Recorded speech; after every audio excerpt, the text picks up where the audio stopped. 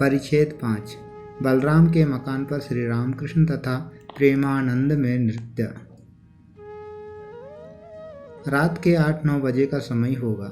होली के 7 दिन बाद राम, मनमोहन, रखाल, नृत्य गोपाल आदि भक्तगण श्री रामकृष्ण को घेर कर खड़े हैं। सभी लोग हरि नाम का संकीर्तन करते करते तन्मय हो गए हैं। कुछ भक्तों की भावावस्था हुई है। भावावस्था में नृत्य गोपाल का वक्षस्थल लाल हो गया है। सबके बैठने पर मास्टर ने श्री रामकृष्ण को प्रणाम किया। श्री रामकृष्ण ने देखा रखाल सोए हैं, भावमग्न, बाह्य ज्ञान विहीन। वे उनकी छाती पर हाथ रख कर कह रहे हैं, शांत हो, शांत हो। रखाल की यह दूसरी बार भावावस्था थी। वे कलकत्ते में अपने पिता के साथ रहते हैं। बीच बीच में श्री रामकृष्ण का दर्शन करने आ जाते हैं। इसके पूर्व उन्होंने श्यामपुकुर में विद्यासागर महाशय के स्कूल में कुछ दिन अध्ययन किया था। श्री रामकृष्ण ने मास्टर से दक्षिणेश्वर में कहा था, मैं कलकत्ते में बलराम के घर जाऊंगा, तुम भी आना। इसीलिए वे उनका दर्शन करने आए हैं। फाल्गुन कृष्ण सप्तमी, शनिवार 11 मार्च 1882 ईस्वी। श्रीयुत बलराम श्री रामकृष्ण को निमंत्रण देकर लाए हैं। अब भक्तगण बरामदे में बैठे प्रसाद पा रहे हैं। दासवत बलराम खड़े हैं। देखने से समझा नहीं जाता कि वे इस मकान के मालिक हैं।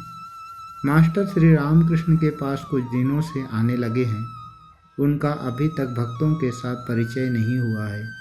केवल दक्षिणेश्वर में नरेंद्र के साथ परिचय हुआ था।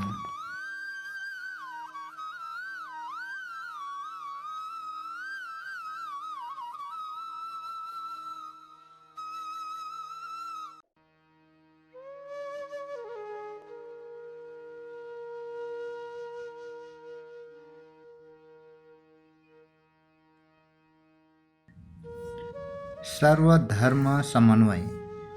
कुछ दिनों बाद श्री रामकृष्ण दक्षिणेश्वर में शिव मंदिर की सीढ़ी पर भावाविष्ट होकर बैठे हैं। दिन के 4-5 बजे का समय होगा।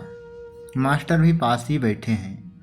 थोड़ी देर पहले श्री रामकृष्ण उनके कमरे के फर्श पर जो बिस्तर बिछाया गया है उस पर विश्राम कर रहे थे।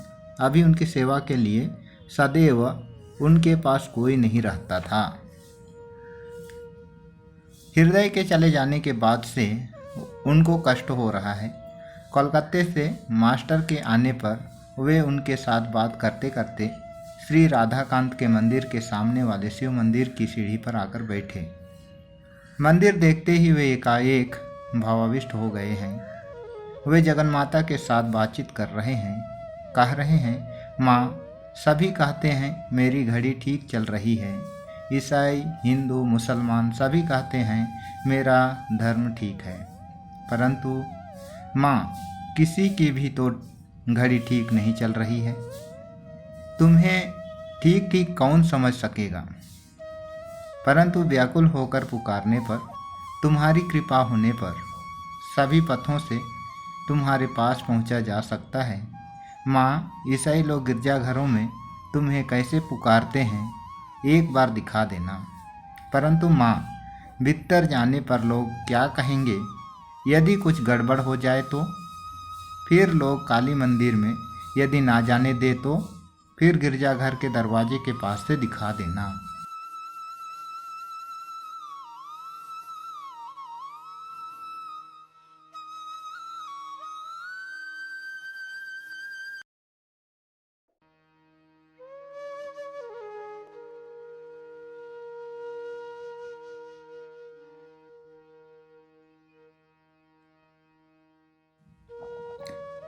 भक्तों के साथ भजनानंद में प्रेम की सुरा।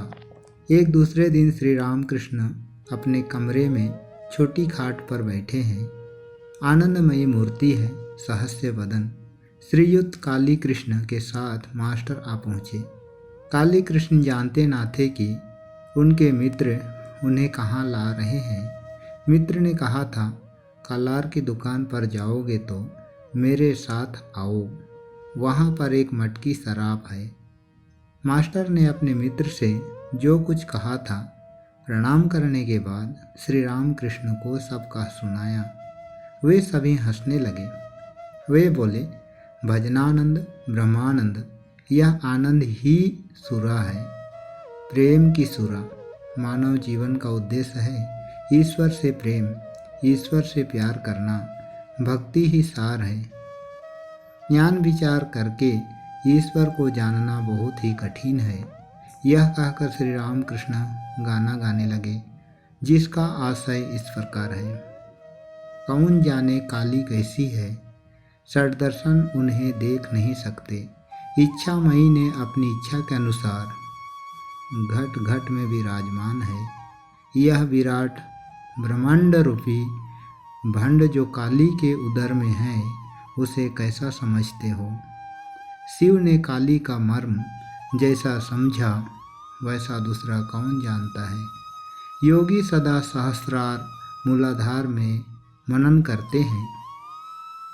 काली पद्म वन में हंस के साथ हंसी के रूप में रमन करती है।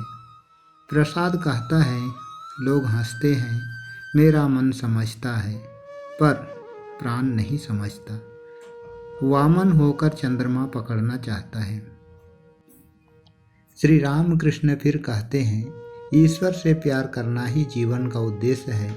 जिस प्रकार वृंदावन में गोप गोपीगण राखालगण श्री कृष्ण से प्यार करते थे, जब श्री कृष्ण मथुरा चले गए, राखालगण उनके विरह में रो रो कर घूमते थे। इतना कहकर वे ऊपर की ओर ताकते हुए गाना गाने लगे।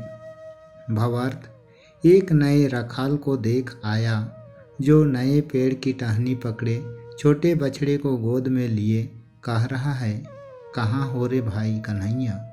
फिर का कहकर ही रह जाता है, पूरा कन्हैया मुंह से नहीं निकलता।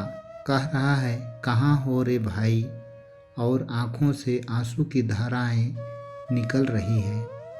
श्री रामकृष्ण का प्रेम भरा गाना सुनकर मास्टर की आंखों में आंसू भर आए।